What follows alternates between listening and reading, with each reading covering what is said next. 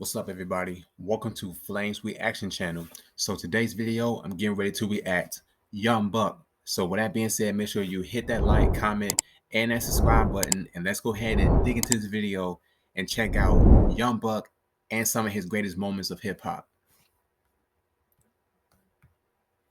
Rappers that have had the wild careers, such as the likes of former G-Unit soldier Young Buck. If you listened to hip-hop during the early 2000s, then you are absolutely familiar with 50 Cent and his legendary run of dominance with his G-Unit crew.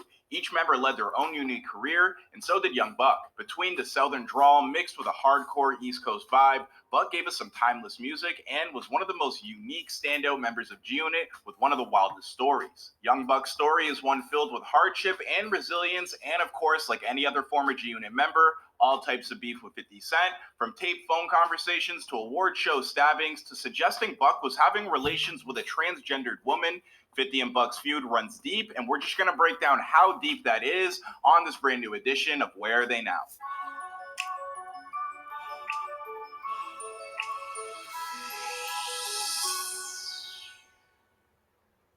Young Buck was born David Brown on March 15, 1981 in Nashville, Tennessee. He started rapping from a very young age at just 12 years old, and it was only a few years later that Young Buck's career as a rapper would begin as he performed for Brian Baby Williams and landed himself a deal with Cash Money Records in 1997. Young Buck's deal with Cash Money did not go that well, as he never released a project with them and left the label for Juvenile's UTP Records in 2000.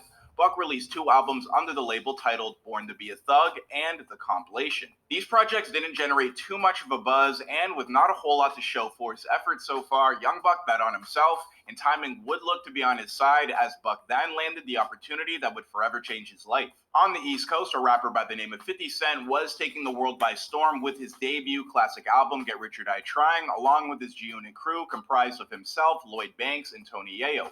50's problem was that as he was gearing up to launch G-Unit as the world's biggest rap group, Tony Yayo was serving time for a weapons charge, so 50 needed someone to fill that third spot as a replacement for Tony Yayo, and Young Buck got that call to fill the void. The thing is, Buck did a little bit more than just fill a void. He brought something to the table that the other members couldn't. Young Buck is from Nashville, which is the South, and the only member of G-Unit to be from the South, so it gave him a chance to bring some of that Southern hospitality to what was otherwise a mostly New York-based group. Buck for sure didn't play when it came to rap either. I don't think anybody can dispute that Buck was always solid in his verses, even on his guest features outside of G-Unit. I mean, heck, even when the game was going through his departure from the unit, he explicitly says how he tried to take Young Buck with him, but failed in doing so. Upon Young Buck becoming the newest member of G-Unit, the first we heard of him was appearing alongside the group on the... Oh, okay. We switched to Liberty.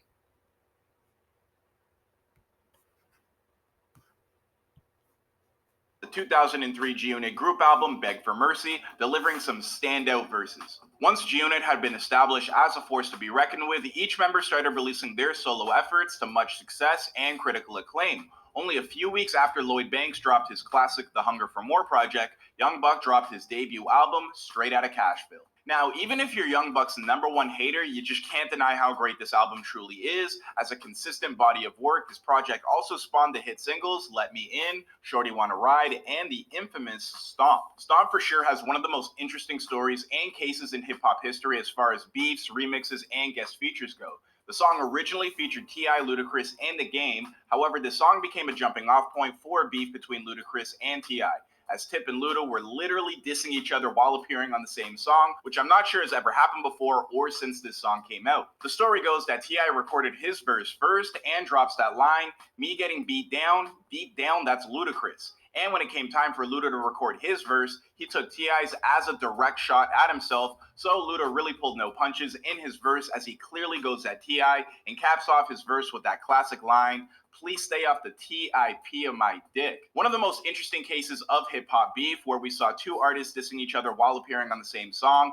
Later, T.I. would be removed from the original and placed on the remix. Even T.I.'s name is erased from the intro when Buck shouts them out. Go listen to it right now. Straight Outta Cashville was a commercial success, debuting at #3 on the Billboard charts, selling over 250,000 units its first week, going on to sell 3 million units worldwide. There was also another moment that really certified Young Buck as a bona fide G-Unit soldier at the 2004 Source Awards. The story goes that a Suge Knight associate had punched Dr. Dre in the face, And mind you, this was a massive industry event with the entire Shady Aftermath camp in attendance, so putting hands on Dr. Dre isn't exactly the best idea. A brawl did ensue, which there is plenty of shaky camera footage of, and considering that it was 2004, this is pretty high quality footage, but Young Buck pulled out a blade and stabbed the man who punched Dr. Dre.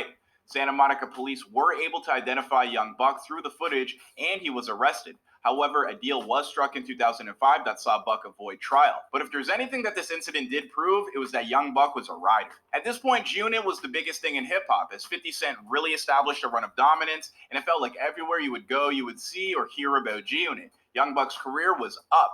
But like anything that goes up, eventually it does have to come down. The G-Unit era began to cool down after Buck released his second studio album, Buck the World, which did receive critical and commercial success, debuting at number 3 on Billboard again, while selling just under 150,000 units. However, with the G-Unit hype wearing off and 50 Cent moving on as a businessman, things started to shift for Young Buck.